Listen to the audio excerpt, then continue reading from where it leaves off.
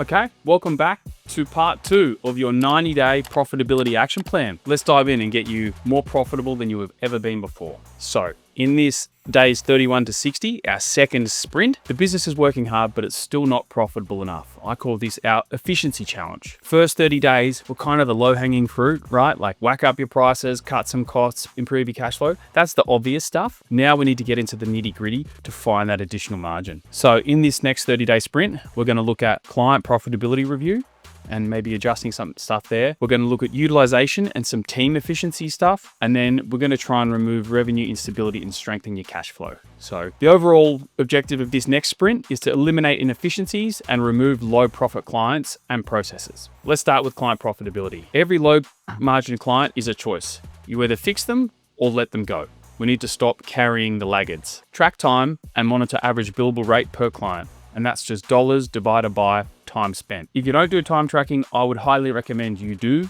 time tracking. The agencies that do that know where they're going off track or on track. It gives you an up-to-date weekly metric where you can see where things are working and where things are not. And my favorite metric to look at with that time tracking is super simple. It's average billable rate per client. How much are they paying us? Divided by how many hours are we throwing at them? That gives us a really clear picture of actually, how efficient are we in delivering those services. Point 2 is to identify and fix low margin clients. So obviously once we've found them with the time tracking, point 1, we need to reprice or remove them. A good rough rule of thumb is anyone with less than 50% gross margin, any client who's not hitting that 50% gross margin, which is essentially what they're paying you, less all of those delivery costs. So the cost of the team to service them, any software to service them, how much is left over after that? If it's not 50% gross margin, they're not at the right price point. Point number 3, we need to track over servicing and we need to charge for extra work instead of absorbing it. Time tracking helps us find the over servicing super quickly, but if you're not doing time tracking, you can still work out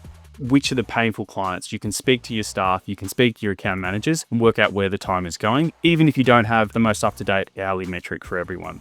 Next point is to limit free client calls and meetings and revisions, the big massive one. You need to set caps in those retainers and you need to enforce those caps. Having clear expectations up front about a certain number of revisions or a certain number of calls and meetings is a good way to set their expectations instead of over-promising and then over-servicing, which is where most agencies sit, to be honest with you. Next point is introduce out-of-scope bundles. So this gives it a really easy way to a clear upsell. Say, hey, sorry, that's not in the scope that you agreed on, reminding them, and then having a really clear, easy way to purchase an extra few hours from you or an extra service that people commonly ask for. So giving the team something really easy to upsell and having a product there that's ready to go, that is the most common thing, can really help with those upsells. And then in order for you to take action on this stuff, set a kill date on these unprofitable clients. Within 30 days, they've either been repriced or you've off-boarded them. It's pretty simple. We need to cut the laggards.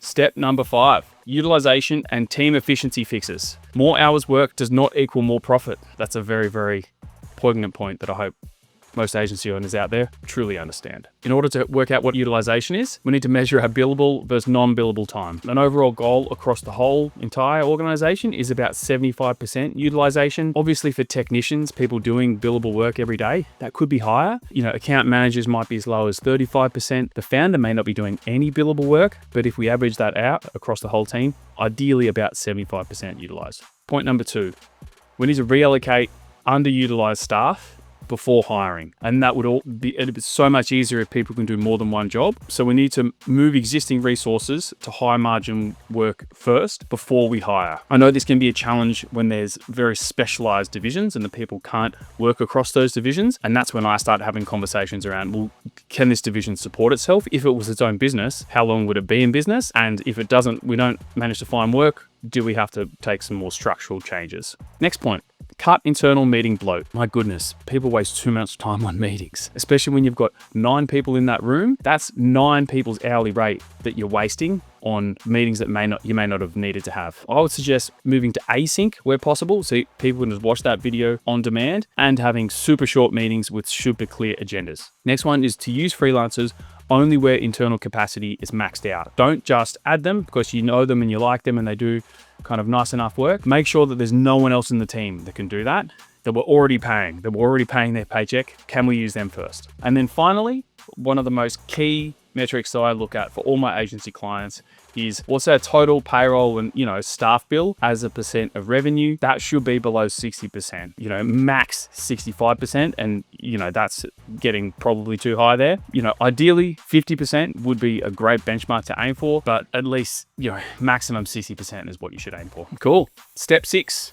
Remove revenue instability and strengthen cash flow. So we're going to try and stop that feast and famine of the cash flow cycle. And predictable revenue means we can make hiring decisions with confidence because we know we're going to have the cash there. The first one is to reduce your key client risk. So if any single client accounts for more than 20% of your revenue, we need to actively diversify ourselves. Maybe that's adding a few more higher tier clients. Maybe that's changing the structure, but they're a risk because if they leave, that's a huge hole to fill. And, sometimes I see people have to fire staff because they just don't have the work once that big whale client leaves. Acquiring at least 50% upfront for all projects. And then the milestone payments that I mentioned in Sprint 1, that's super important. So don't tie it to deliverables, have those set payments. And in this one, I want you to have a set time. So every 2 weeks, you're chipping away and collecting a little bit more cash for that project. Especially this one was for those longer term projects that may stretch out over 6 to 12 months. Have that inked in stone when you can actually collect. Next point, move all recurring revenue to auto billing to eliminate late payments. So, recurring direct debit up in advance, which I mentioned in Sprint 1, have that automated, have that just going like clockwork. It comes out of their account. They don't have to think about it. So you've removed any friction to collect that cash. Next point, shift retainers to fixed scope or access-based pricing. So no more unlimited access to our staff, because often when I come in and do a quick profitability or a client profitability review, there's a couple of clients that are like the worst performers. They are the most demanding. They require so much time. The staff get stressed. We need to have clear expectations about being able to tell them, hey, we can't just give you all these free hours. You've gone over scope. But you need to have that in writing. You need to set it up front. So either upgrade them to a higher access tier, or you need to change that because that's where the overservicing often happens. And then this one, which I really love, the next one, include minimum spend agreements with 90-day notice periods.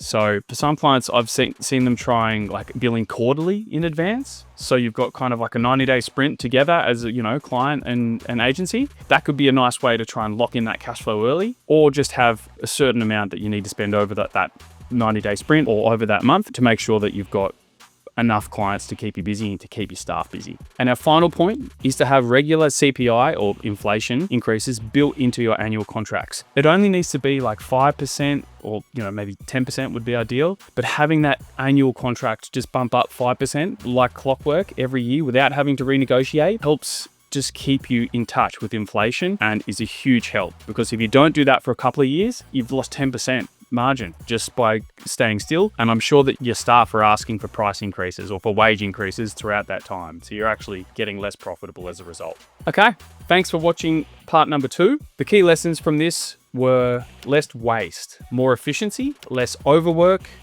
more profit, brilliant result. If any of this struck a chord, feel free to get in touch at trimline.co and we can help you execute on these things and help you get more profitable than you have ever been before. Thanks for watching.